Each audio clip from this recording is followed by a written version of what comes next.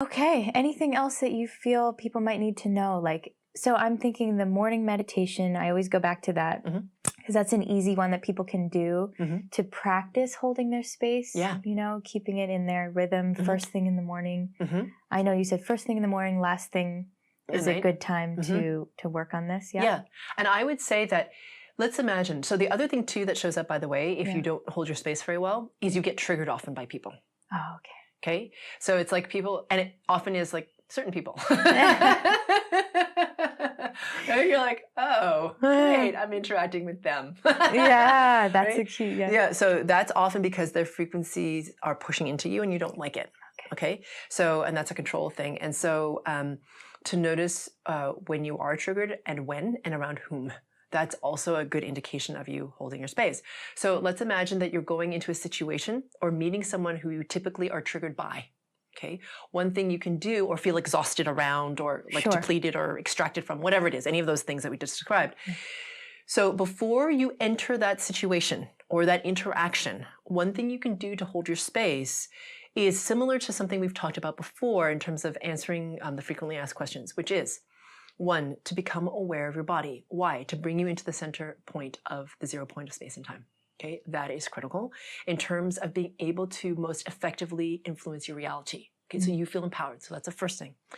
The second thing is to become aware of your spirit body, like really aware of it. Okay, so, and you can imagine it starting to become really, really bright. And also nothing else gets to come into that sphere. Right? It's like literally, you can imagine like things bouncing off of it, right? Here's this person, they bounce off of it. They're talking to you, bounces off. It's all right, right? You can nod and be present with them and they just bounces off of you, right? So they're just talking. And for me, one of my things that I used to do is that there's this person that I used to have in my life who would overshare all the time. And it would be toxic sharing. And I was just starting in my journey and I had to interact with them because of like a business relationship. Oh, that's a tough one. I was like, oh God. Anyway, and so they would share and share and share. And so, and it would start to affect me. So I would practice this with them, right? So I would practice being really hyper present. So I was like super with them. So I was really aware of like all the physical things around me, right? Like even like the temperature of the air and like the color of their clothing and like all that stuff. And I was really present with them, but it was almost like the words didn't enter me. You know what I mean? It's like they were talking and it would just like get like about to hear and like bounce off. So it was really fascinating because the stronger I got, the more I could be present. And I don't even actually have any memory of what it is that they shared. And it didn't matter because they were just oversharing anyway, like toxic sharing. So they didn't remember. All they wanted to do was to be heard. But I did it in a way that it didn't deplete me. Yes. Right? So I could just hold, so I was like, and it was amazing because this person loved it because I was so present. Yeah. Right? And as a result, they didn't share for as long. Hey. Win-win there. Exactly. So they stopped sharing because they felt heard. Yeah. And it didn't impact me. So it was really good practice. So that's what I did. I was just like, hold my space now. See, being present is helpful in so many different ways. Oh, totally. Yeah, totally. Yeah, because a lot of people, they're always thinking about what they're going to say or thinking, the mind is wild. They're looking at their phone and so many people aren't actually like here. Yeah. With someone. Yeah. Very cool. So, back to practices. Like tips that people can use. Do you have any of those? Yeah. So like I said, you would, before you enter into the situation where you're triggered or whatever, so do those two things. And while you're in it, stay present. Stay present. And then be aware of the spirit body around you. So be aware of your body, your spirit body, your spirit body. And some people, it's funny, I have a friend who practices this with her mother-in-law who really triggers her. Or has in the past really triggered her. And she's like, okay, all right, here we go. So she would do this whole thing, right, before she would enter that space. And then when she would get there, she would become really present and then she would do something physical. Like for her little thing was like she would rub her fingers together to keep her in her body. In the moment. And in the present. Because that's the thing real quick. It's easy to get the spirit body's there, and then you're triggered by the person. Yes. So how to stay in. Okay, so she would pinch or rub. Yeah, so she would be rubbing. She's like, I bloody wore out my fingertips. She's like, I'm present. She's like, oh, really present in my body, aware of my spirit body. Yes. And they're over there. And it works.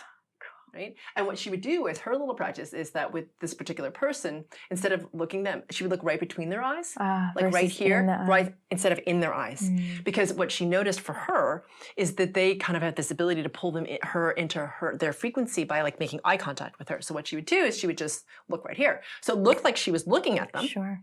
Right? Totally looks like I'm looking at you, but I'm not. I'm looking right here. Yeah, I would never know. Yeah, exactly. So that worked for her. So sometimes, if not everybody does this, but some people with eye contact can pull you into their frequency resonance. So don't look in their eyes. Just look right here, but be present with them. Yes. Wow, these are so great tips. Yeah. Thank you. Yeah. What about for after you've seen someone? Yeah. And maybe there was a moment where they did actually trigger you. Yeah. And like maybe you leave feeling slightly depleted, but not like usual. Yeah. What could you do to kind of? So what I would say is to confirm the removal GFC. Yeah. Because you can do that in the past, right? So you're just going to go back into that GFC and then push that whatever that was out. Even if you don't know what it was, it doesn't matter. You don't need to name it for it to be effective. To confirm the removal, you don't have to know what it is. Right? You just have to push that thing away from you. Right. So you keep doing that, and it'll be to the point that you get stronger and stronger. And when you're with that person, I'm not suggesting that it's going to be like a cakewalk for you, right? No. But it gets easier. Right? Yeah. It gets easier and easier. And for some, actually, the relationship with the other changes into something more positive for both. That's the magic, yeah. Yeah, which is magic. Yeah. Totally. Cool. So just to kind of recap, boosting up our awareness to see when this is even happening. And in the details of that. And then recognizing our brilliance, our spirit body, staying present when you're with the person. And then if you do still get a little triggered or whatnot, confirming the removal of the pattern, which you can find on your website, to kind of clear that out. And everything's a practice. Like totally. That's what this is, right? Totally. And don't beat yourself up. Yeah. If you didn't like hold your space perfectly. Like no one's rating you. Okay. It's really just an opportunity to be like, dang, okay, all right. I know, and you can almost scan backwards, right? Like if you imagine the time, right, with that person, you're like scan, okay, I'm remembering the time. Oh, right there. Yeah. There's that thing. That's when I did it. Yeah. So it's not like I sucked because I did it. You're a human.